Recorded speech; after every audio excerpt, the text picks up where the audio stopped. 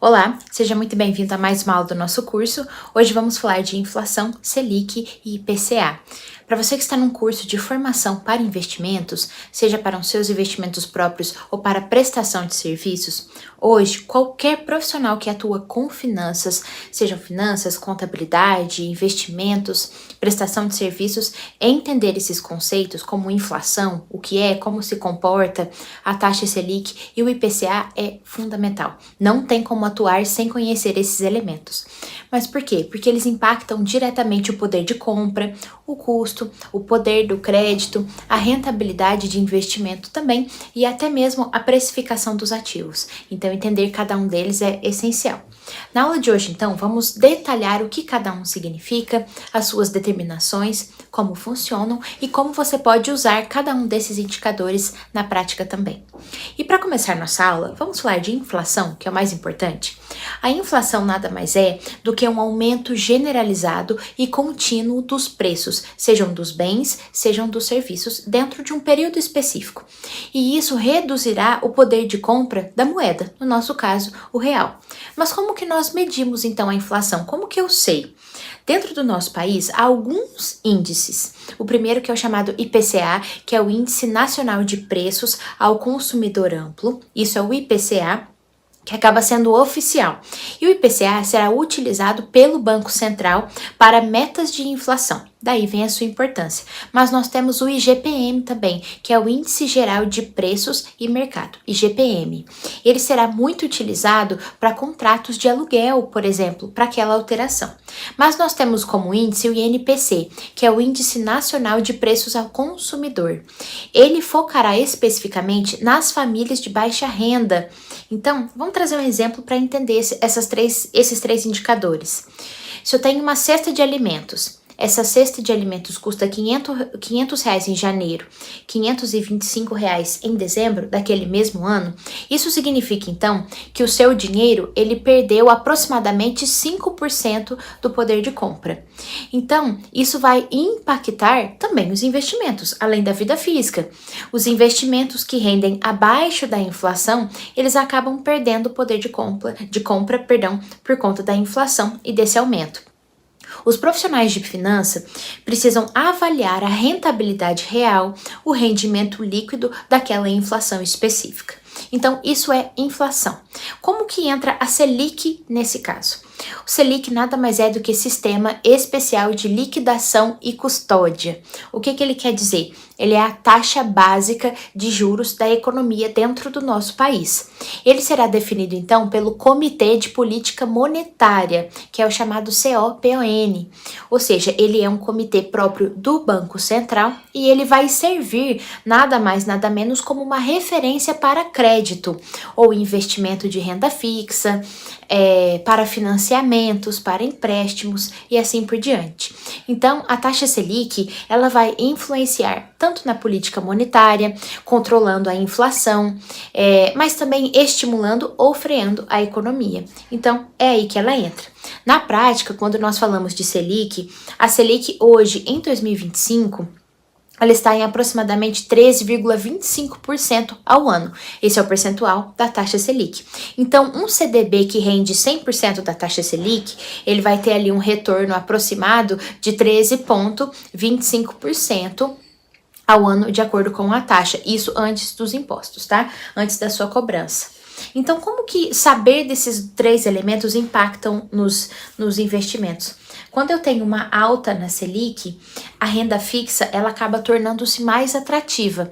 Então, eu tenho um crédito que torna-se mais caro. Então, o consumo, ele visa, né? Ele vai desacelerar.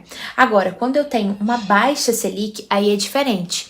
Porque aí eu tenho renda variável, créditos que serão estimulados e eu tenho um consumo que pode crescer e os níveis de consumo podem crescer. Agora, falando de inflação de Selic, vamos falar de IPCA. IPCA é Índice Nacional Índice Nacional de Preço ao Consumidor Amplo, que mede a inflação oficial do nosso país. Esse é um indicador. Quem calcula, o próprio IBGE. E ele vai refletir como está a variação de preços de uma cesta de produtos, por exemplo, de serviços que são consumidos, mas com famílias com rendimentos de 1 até 40 salários mínimos. Essa é a medida dele. E acaba sendo uma meta de inflação do Banco Central. Atualmente, 3,25%, mais ou menos ali, o que vai dar 1,5 percentual em 2025. Essa é a meta de inflação do Banco Central. Então, o IPCA, ele vai ser utilizado como uma referência para ajustes de investimento que estão atrelados à inflação. Então, por exemplo, o Tesouro ou o IPCA+, que são duas possibilidades. Trazendo o IPCA na prática, eu tenho o Tesouro e o IPCA+, que tem ali vencimento de 2035, dali 10 anos. Ele vai render o IPCA mais 5% ao ano, que é a taxa que nós estamos agora, de inflação. Se a inflação anual for de 5%, então o investidor ele vai ter quanto? 5% de rendimento real acima da inflação. Esse é o pulo do gato, 5% de inflação acima da inflação, ou seja, ele mantém o seu poder de compra. Então, para investimentos, ele tem uma importância muito grande. Ele permite calcular a rentabilidade real, comparando também diferentes ativos. Mas, além disso, ele também protegerá o capital contra perda e principalmente perda do poder de compra. Então, essa é a relação. Então, o que você precisa saber analisando Selic, inflação e o IPCA? Esses três indicadores, eles estão interconectados. Mas por que interconectados? A inflação alta, o que ela indica? Eu tenho o Banco Central, o papel do Banco Central, que vai aumentar a Selic para frear o consumo e reduzir a pressão sobre os preços ou sobre os produtos. Agora, se eu tenho uma taxa da Selic baixa, aí já é o contrário. O Selic baixa vai estimular empréstimo, consumo, e isso pode gerar uma inflação. Então, entende, eu tenho uma corda cujo Banco Central tenta equilibrar os dois lados. Ora, um lado está puxando mais forte ou não. E o IPCA, ele serve como parâmetro oficial para definir as metas de inflação, avaliando também se a Selic ou a taxa Selic ela está adequada para aquela realidade financeira e econômica do país. Então, por exemplo, agora em 2025, o IPCA ele está em 5%, por isso eu estou utilizando o exemplo. Então, o que eu vejo da Selic? A Selic está 13,25%, IPCA 5%. Você é investidor. O que você vai fazer? Esse investidor traz 100 mil reais e aplica no Tesouro Selic. Qual é o rendimento? O rendimento nominal, 13,25%, de acordo com a taxa Selic. Mas o rendimento real daquela, descontando o IPCA, por exemplo, ele vai ser de aproximadamente, ali fazendo o cálculo, 8,25%, descontando 5% da inflação ao ano. É mais ou menos isso.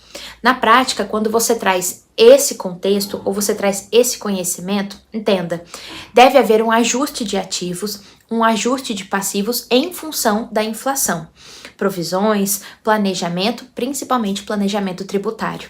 E quando nós falamos de investimentos também, é importante escolher produtos de renda fixa, nesse caso, que estejam atrelados a Selic ou IPCA para que haja maior proteção daquele capital que foi investido. E é claro, quando nós falamos de investimento, deve haver planejamento financeiro. Note que antes dessa aula, nós já temos uma aula preparada sobre reserva de emergência. A reserva de emergência deve ser feita com base nesse cenário também, porque não há tanta previsibilidade quando nós falamos de inflação. Então, é importante ter uma reserva de emergência. Selic, IPCA, inflação não são a mesma coisa, são conceitos distintos, mas eles são complementares. De novo, a inflação é o indicativo de quanto o poder de compra foi corroído ou não. Aí entra o IPCA, que medirá então oficialmente essa inflação e ele vai servir como uma referência para futuras metas traçadas pelo Banco Central. E aí vem a taxa Selic, que vai controlar a economia e influenciando tanto em investimentos quanto em crédito. Então, para você, profissional de contabilidade, de investimento, de economia, Quando há o domínio desses conceitos que são básicos, eles permitirão que você tome decisões ainda mais informadas, analisando o cenário econômico nacional, protegendo o capital e otimizando estratégias financeiras para aplicação de investimento e abertura de carteira. Isso vale tanto para clientes quanto para empresas também. Assim, chegamos ao final de mais uma aula do nosso curso. Sabemos que é uma aula teórica, mas são conceitos básicos que fazem diferença na sua atuação quando nós tratamos de investimentos. Obrigado pela sua presença e até a próxima aula.